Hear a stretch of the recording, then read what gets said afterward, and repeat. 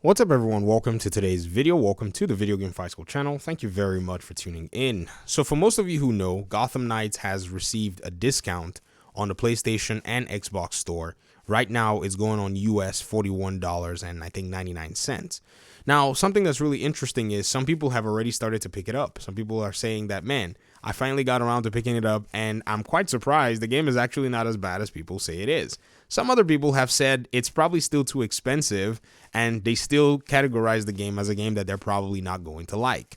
Now, here's what I finally found out might be the thing that remedies this entire conversation, and that is the fact that I don't think that pricing on video games really are the biggest issue when it comes to players choosing the preference. Players will play whatever game they want to play, and they will pay whatever they want to pay for a game that they want to play, and it wouldn't even really matter. Because at the end of the day, this is just the reality of gamers right now. So on looking at a few metrics for other games, I look at a game like Call of Duty Modern Warfare 2. This game right now is sitting in its ranking at a 3.5 out of 10,000 reviews on the Xbox store. And the game's base pricing, in my opinion, is something that is quite interesting. It is selling for its own Vault Edition for $100 and is selling for $70. This is a shooter that players love to hate and hate to love, and at the same time, players will pay whatever it is they ask for this game. Now, I don't care what anybody's paying for a video game. I mean, if you look at, say, my budget on computer components and stuff, you'd probably shame me too. So I don't want to shame anybody on what it is that they're actually spending money on. If it was about, say, how players actually value the game, a game like, say, Gotham Knights would probably rank better in its own sense, but it doesn't correlate with sales.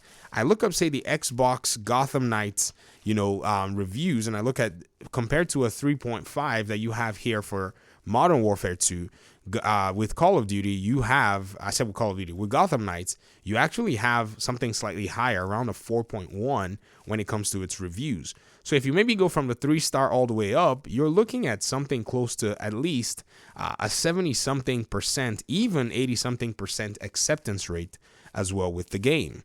Now, this is something very peculiar because a lot of folk have said things about this game that has been really interesting. Even I myself have said things about this game that's interesting.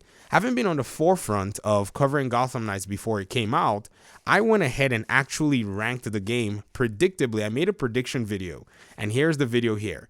It said in the video that I was going to give this game a score of 6.5 out of 10, which I think is insane. October 5th of this year, a few weeks before the game came out, I ranked it based on everything I'd seen, gameplay, perception, the way I thought the game was probably going to play, and I gave it a 6.5 out of 10, which is 1.5 more points higher than IGN, which I think had the most ridiculous of the reviews because they got a preview, they got a pre-play, and then they got a review of the game, and they could still not delve into the components of the game that actually made it fun.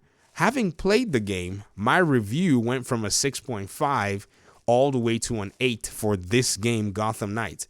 And it surprised me more than anybody else because I was the guy who actually sat here, made a video, recording my own thoughts, and I even made a joke in that video because a lot of people in the community were saying they thought the game was going to be at a 7.5. So I kind of like smooshed, or they thought it was going to be at an 8. So I smooshed together all the scores and we came up with like a 7.5 as a community. But personally, I thought I was going to score the game a 6.5.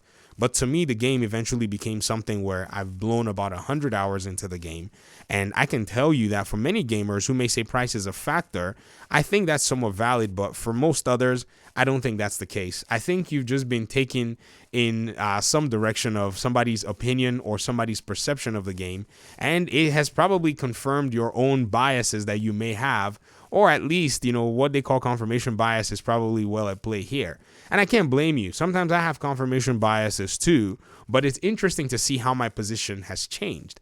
It brings me to another facet of the conversation. I remember when a lot of people were saying to me, hey man, this game doesn't look like it's good. And I told them, well, you haven't played the game, so it's kind of interesting and I can't really take your opinion, at face value because you don't have any concrete evidence, because right now there is a lot of noise in the air talking about how the game is not good. Whereas when the people who are playing the game actually play the game, a higher percentage of them eventually find out that the game is actually good. So it's like most people who haven't even played the game, I think they're somewhat afraid that they're going to actually enjoy the game. I think they're probably like, more cautious now because they feel like the game is going to trap them. And then because they start flying around like Batgirl or punching bad guys like, Red Hood, they're going to eventually get sucked in. I think this is the lure of Gotham itself and the game Gotham Knights. And then you also have other folks talking about the presentation and so on and so forth. And to me, I'm like, presentation is something arbitrary. I like the presentation of Gotham that they have here. Doesn't mean that I like it the most. To me, I've already said it's functional for the game that they want to put out in, their own right. And if you want a presentation of a specific kind, then there's a video game for that. If the presentation deters you, then that's fine. But ladies and gentlemen, presentation does not equal fun. God of War Ragnarok has proven that to me this year.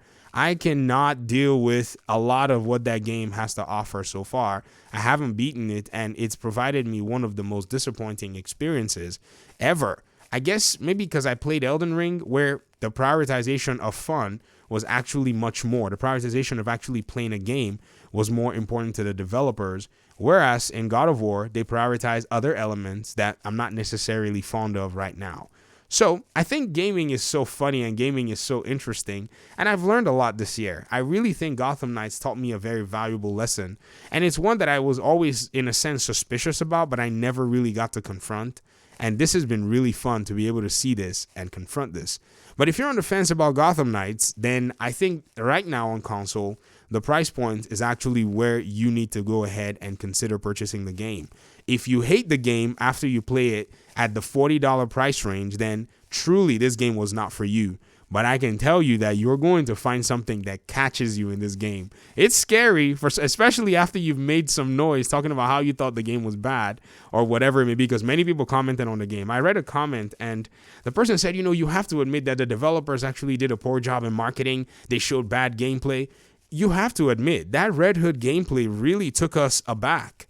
But come to think of it, when you actually hold your controller and start playing as Red Hood, it is a whole different experience, and I'm sure a lot of people got pleasantly surprised when they actually experienced that.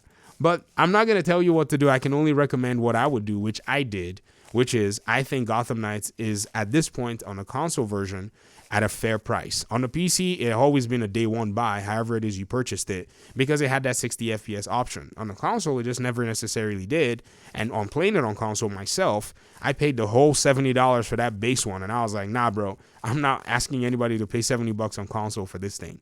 But still, it's interesting to see how all of this is going, and hopefully, I'm sure somebody's minds will still continue to be changed. And then we're going to be seeing the videos that say, oh, Gotham Knights was underrated, maybe in the next 24 to 36 months. Thanks for watching the video. I appreciate you guys' time and audience, and hopefully we'll talk pretty soon. Peace out.